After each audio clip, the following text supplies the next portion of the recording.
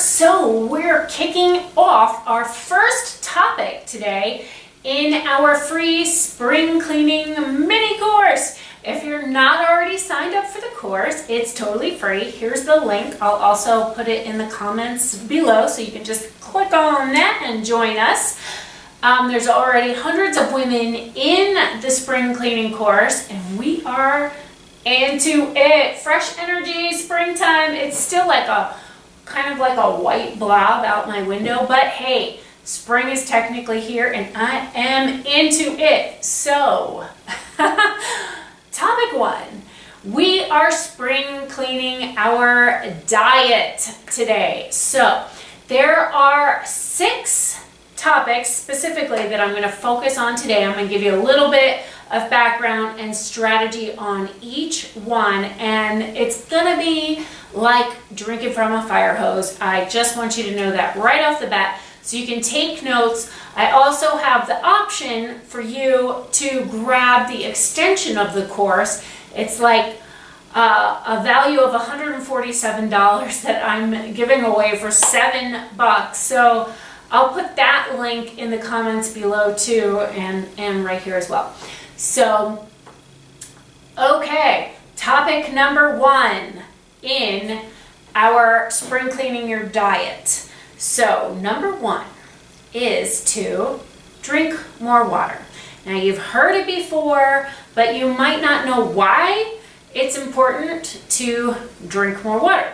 You are made up of at least 60% water, usually more, and your body needs water in order to function properly. So when you don't drink enough water and you become dehydrated, you can get headaches. You'll notice your energy levels go down dramatically. Like, you probably don't need as much coffee as you think you do. You just need to sleep more and drink more water.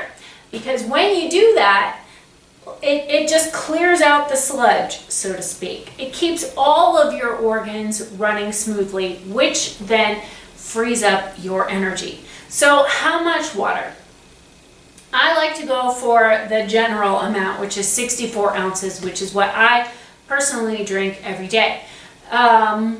But if you feel like you need more, you can do more. You can Google up how much water do I need. There are specific calculators that you can easily find online that will tell you based on how much you weigh and all that goodness, how much water you need specifically. But a general guideline, if you're drinking 64 ounces of water a day, then you're doing all right. So, okay. How do you get yourself to do it now? So maybe you've tried, maybe it just hasn't worked, maybe you just don't like to pee that much. But I can tell you this about the extensive urination. Your body does get used to it unless you actually have something wrong with your bladder. Your body will get used to drinking more water because it needs it. At first it's like water off a duck's back. You're just not used to drinking it, but then it will start to give it a week. And then how do you get yourself to do it? I like timelines and specific water bottles. So for a while I had a 20-ounce water bottle, a glass water bottle that I just got at Target for like $10 or something, and I would drink that 5 times a day. Something like that, 4 times a day. Or, you know, right now I have 2 different water bottles, and for some reason this works for me because I can have like one in the car, and because I'm running around all the time, one over here, one over there, and that way it doesn't seem as overwhelming for some reason. Anyway, it works for me. So if I drink each of those bottles twice a day, then that equals my 64 ounces. So the point is, you don't have to do that crazy little dance that I do. You can do it the way that works for you. Some people have like a giant pitcher that has all 64 ounces already, and they have to get through it by the end of the workday. My workday is all running around craziness, so that doesn't work for me. But find what works for you. So you might have to experiment, and maybe it doesn't work the first time. You got to keep trying. So that's tip number 1, is drink your 64 ounces of water. Tip number 2, eat more veggies. So what does that mean specifically? Go for 50% veggies. So when I say veggies, I know that red peppers are fruits. I know that tomatoes are fruits. I know that cucumbers are fruits. But go ahead and include them in your vegetable category if you're not already eating those foods. So if you have a salad, then that's 100% vegetables right there. So you want to go for 50% of your entire diet being fresh vegetables. So if that sounds crazy, then first start with 10% and then move up from there and track it as you go. So an easy way to do this, smoothies, super easy. Fresh juices, the salads, like I mentioned, at dinner you just steam some veggies, put it alongside your proteins, and if you're eating grains, next to your grains. It is easier than you think to fit in your veggies, so go for it.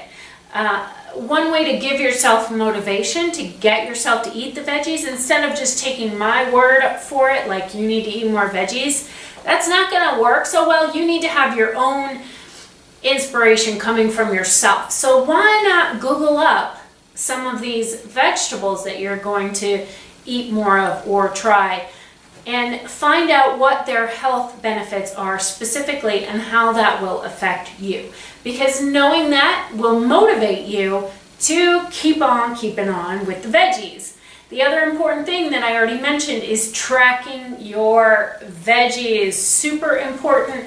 Track your food while you're shifting up your habits. If you don't track it, it's like a tree fell in the woods, that kind of thing.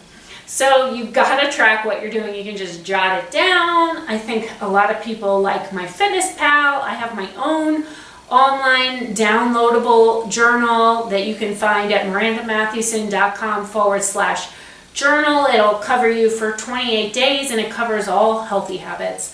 Everything that we'll talk about in the entire course. And the cool thing about that one is once you purchase it and you go through those first 28 days, you can just re-download it and start over. So it's like yours forever. I really like it. But like I said, you could just write it down.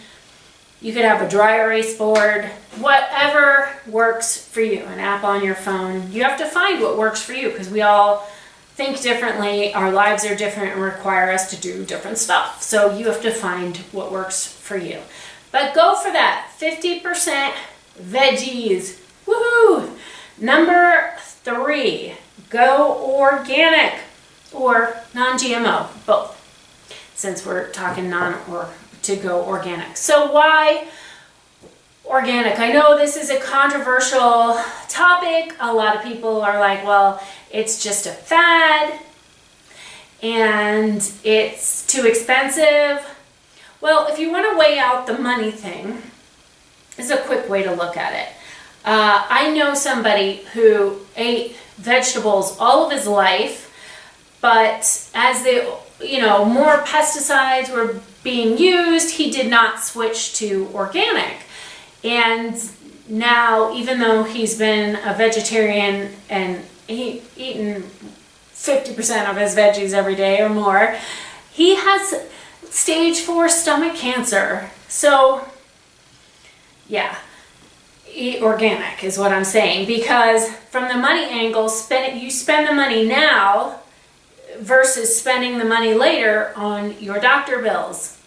So it's up to you. Spend the money now, live happy, be happy, have that, quality of life versus having to spend the money on doctor bills later on and being miserable. Now, I'm not saying that's 100%, but why even chance it?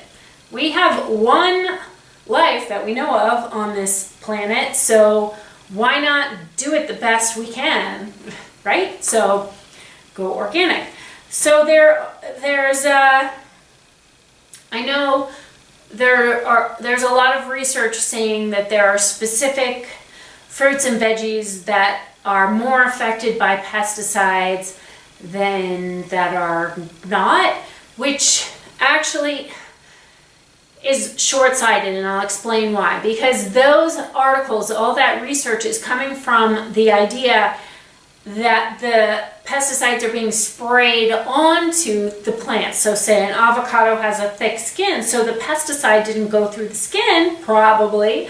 So that's safe. The conventional avocados are safe to eat, right?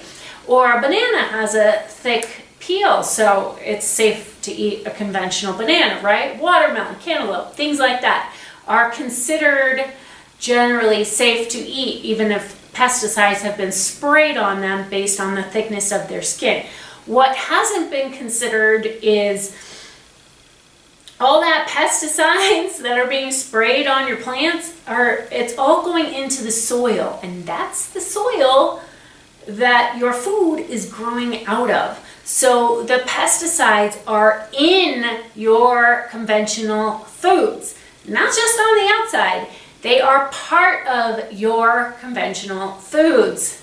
Ha! So please eat organic foods. So what makes something organic? That basically the farmers have to jump through some crazy hoops to get that organic label.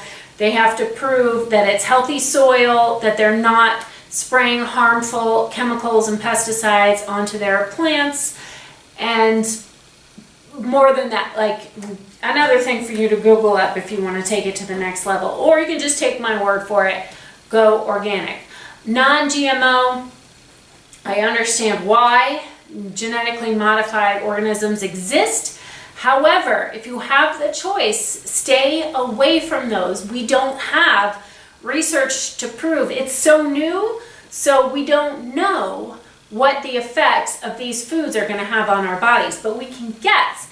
If these are genetically modified and we're eating them, what's going to happen to us? It most likely going to genetically modify us as well. And it probably isn't going to push us in a direction that we want. So that's just food for thought, so to speak. So next topic, avoid artificial sweeteners. So a lot of times we think that consuming artificial sweeteners is better than actual sugar. It doesn't have any calories, which we're also going to talk about. Yeah, no. These are horrible for you. They're manufactured chemicals put together in a factory that have absolutely nothing to do with food whatsoever. If you are taking these in thinking that it's going to keep you from gaining weight, it's actually going to have the opposite response, and that's the least of your concerns, actually. So what happens is you take in this artificial sweetener, sucralose, sucra, whatever it's called, all these things, and your body doesn't know what it is. It doesn't know what it is, so it sort of holds on to it, protects your body from it by wrapping it in a nice layer of fat. So you end up gaining weight, despite the fact that these don't have calories. That's their selling point, right? But that doesn't matter. The chemicals that these things are made of are harmful to your body. So not only will you gain weight, but you're harming your body. Your body, a lot of these, if you do the research, will lead to cancer because your body doesn't know what to do with it, so it messes with the cells and starts to grow abnormal cells, which is what turns into cancer. So we'll leave it at that. I invite you, of course, to do more research. And then we're on number 5. Avoid processed foods. So again, a lot of processed foods have artificial sweeteners and all kinds of things. So you want to avoid anything that has partially hydrogenated anything. Partially hydrogenated means its chemical makeup has been messed with. which if you're getting the gist of everything that I'm saying, you want to avoid anything where the chemical makeup has been messed around with. So, because that's going to mess with your own chemical makeup and can easily lead to cancer. Like, cancer is just abnormal cells that are growing out of control, and that is what the artificial sweeteners do to your body. That's what the processed food does to your body. It's kind of like eating plastic. Like, did you know that people don't need embalming fluid as much as they used to because our society eats so many preservatives? So it's like eating plastic, and then we're surprised when we get cancer. It's not good. So avoid processed foods for so many reasons. And then number 6 is pay attention to the quality of your calories versus the quantity of your calories. So let me give an example of this. Say that you have a nice little cup of ice cream and it's only 100 calories and it's got like that sucralose stuff in it, so it's sugar-free, right? So 100 calories. And then you have a banana. You have the option of eating a banana with peanut butter on it instead. Organic banana, organic peanut butter. I like the Wegmans brand. No, they didn't pay me to say that. I just really like it.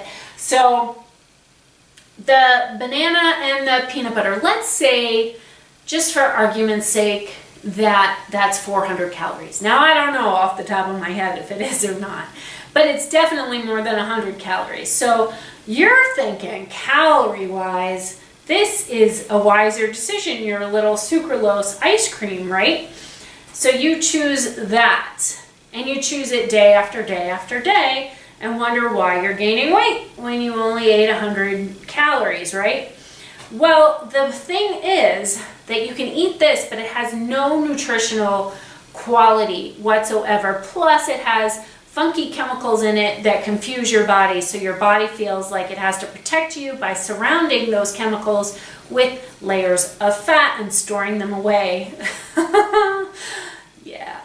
And while on the other hand, the banana with the peanut butter has nutritional value that your body can utilize and turn into fuel. So even though it's more calories, that's actually good, because what calories do, they're just energy. Calories are energy. You have to eat calories in order to have energy. So you want to take your calories from a strong nutritional source that you know your body can turn into the energy that it needs. So the ice cream for 100 calories isn't going to give you any fuel, and it's going to confuse your body and make you hold on to extra weight. While the banana with the peanut butter will transfer easily into the fuel that you need, slow burning fuel too, and you use it, and then you have more energy, and who doesn't need more energy? So it's easy for me to say, try to shift your thinking from calories are bad to calories are actually your friend, and all they do is equal energy, and you need energy. So find some good quality calories. The way you gain weight is really just you took in more calories than your body was able to burn, or you consumed things that your body didn't know what to do with except to protect you from them and cover them with fat. So I'm going to leave it at that for today. And you can dive so much deeper if you decide to into the extension of this course. And that link is right here. I'll also put it in the comments below so you can easily access that. And I'll be back for topic number 2, which is exercise and fitness. So I'll see you for that. All right, have fun with these. Bye for now. Congratulations on making it through the first video of this 6-video course. If you don't want to wait until tomorrow to see what comes next, you can jump ahead by grabbing the extension of this course at mirandamatthewson.com/extra spring. And I will see you in the next video. Bye for now.